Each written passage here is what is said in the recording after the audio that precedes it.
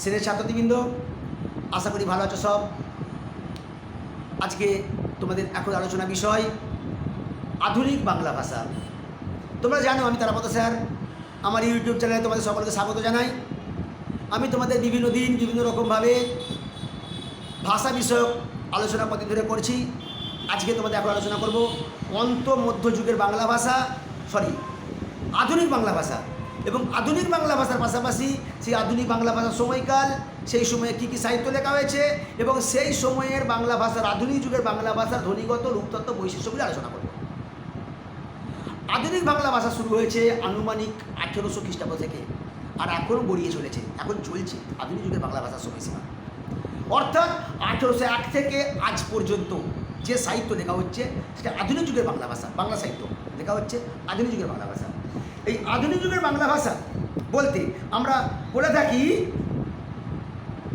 রবীন্দ্রনাথের সাহিত্য, কাজী নজরুল ইসলামের সাহিত্য, বিভূতিভূষণ বন্দ্যোপাধ্যায়, মানিক বন্দ্যোপাধ্যায়, তারাশঙ্কর বন্দ্যোপাধ্যায় এবং আধুনিক যুগে বিভিন্ন সাহিত্যিকরা, নানা সাহিত্যিকরা তারা তাদের লেখার মধ্য দিয়ে সাহিত্যের রূপরীতি তুলে ধরছেন। যদিও অনেক পণ্ডিত মনে করেন ভারতচন্দ্রের মৃত্যুর পর 1760 খ্রিস্টাব্দ থেকে নাকি আধুনিক যুগে শুরু হয়েছে, অনেকে মানতে নারাজ। অনেকে বলেন শ্রীরামপুর মিশন প্রতিষ্ঠা হওয়ার পর ফোর্ট উইলিয়াম কলেজ থেকে যে লেখাগুলো প্রকাশ হতো, রামরাম বসু, মৃত্যুঞ্জয় বিদ্যালঙ্কার, এদের লেখা সাহিত্য থেকেই শুরু হচ্ছে আধুনিক যুগের বাংলা সাহিত্য। আর এখান থেকেই প্রথম ছাপাখানা থেকে নানা সাহিত্য ছাপা আকারে, গ্রন্থাকারে প্রকাশিত হয়েছে। এই আধুনিক যুগের বাংলা সাহিত্য বঙ্কিম যুগ, রবীন্দ্র যুগ, গিরিশ যুগ, কালিদাসের মতো সাহিত্যের অনুবাদে যারা পড়েছেন এখনকার দিনে মাইকে বৈশ্ব দত্ত, তাদের যুগ, এই যুগটাকে বলা হয় আধুনিক যুগের বাংলা সাহিত্য। এই আধুনিক যুগের বাংলা সাহিত্যে কীভাবে এগিয়ে গেছে, এই বাংলা সাহিত্যের রূপগত ধ্বনিগত বৈশিষ্ট্যগুলি আলোচনা করছি। তোমরা পারলে খাতা পেন নিয়ে এগুলো একটু লিখে নাও, ভালো লাগবে। বিভিন্ন পরীক্ষাতে আসে তো, এগুলো তোমাদের ক্ষেত্রে উপকারে লাগবে। কী কী? প্রথমে আসবো ধ্বনিতাত্ত্বিক বৈশিষ্ট্য অর্থাৎ ব্যাকরণগত দিকগুলো, উচ্চারণগত দিকগুলো। 1 নম্বর, পশ্চিমবঙ্গের কথ্য ভাষায় অপিনিহিতি স্বর পূর্ব স্বরের সাথে মিলিত হয়ে অভিশ্রুতি হয়ে গেছে। অপিনিহিতি স্বরটা অভিশ্রুতি হয়ে গেছে আধুনিক বাংলা ভাষায়। যেমন কোরিয়া থেকে কইরা পরিবর্তন হয়ে করে, আধুনিক যুগে হচ্ছে করে, কোরিয়া থেকে করে হয়েছে।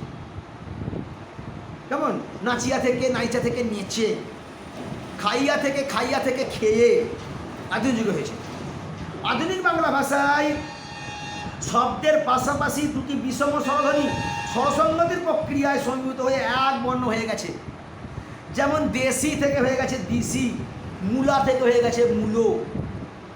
আধুনিক বাংলা ভাষায় ইয়াযুক্ত অস্বীকার ক্রিয়ার সঙ্গে কখনো কখনো পূর্বক শব্দ যোগ হয়েছে, যেমন আসিয়া, তা থেকে হয়েছে গমন পূর্বক।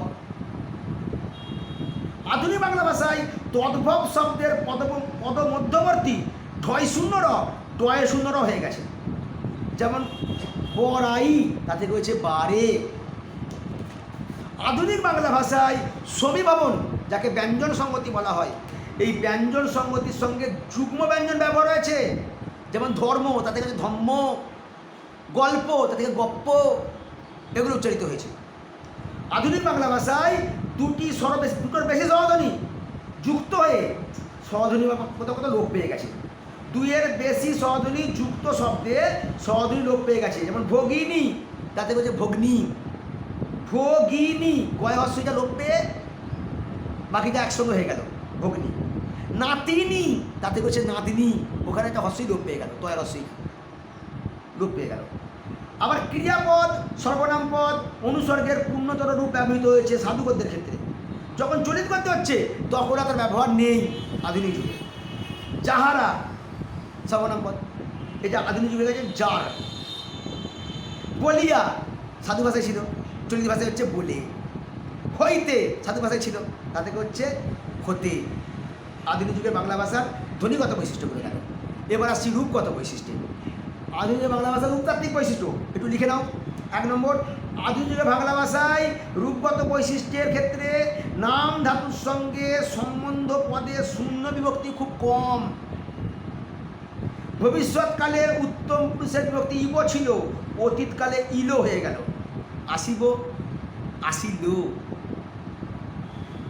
একাধিক সরল বাক্যে সংযোজক অব্যয় যুক্ত করে যৌগিক বাক্য গঠন করা হয়েছে।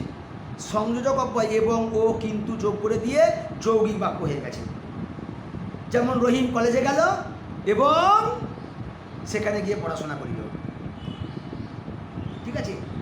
আধুনিক বাংলা ভাষায় ধাতুর সঙ্গে অন প্রত্যয় যোগ হলো, অনট প্রত্যয় যোগ হলো। গমযুক্ত অনট, গমন। গ্রহযুক্ত অনট, গ্রহণ। অসমীয়া ক্রিয়াপদের ব্যবহারও আধুনিক বাংলা ভাষায় দেখা যায়। আধুনিক বাংলা ভাষায় গৌণ কর্মে বিশেষ অনুসর্গের ব্যবহার হতে থাকে। এইগুলো গেল আধুনিক বাংলা ভাষার রূপতাত্ত্বিক বৈশিষ্ট্য। আশা করি ভিডিওটা ভালো লাগবে। তোমরা একটু লিখে নেবে, তোমাদের বিভিন্ন পরীক্ষায় আসে তো, বিশেষ করে 4th সেমিস্টার পরীক্ষায় বা মেজর মাইনরের পরীক্ষায় বা একাদশ শ্রেণীর পরীক্ষাগুলোই এসে থাকে। ভালো লাগলে ভিডিওটা সাবস্ক্রাইব করে দিও, বন্ধুদের মধ্যে শেয়ার করে দিও। ভালো থেকো সবাই।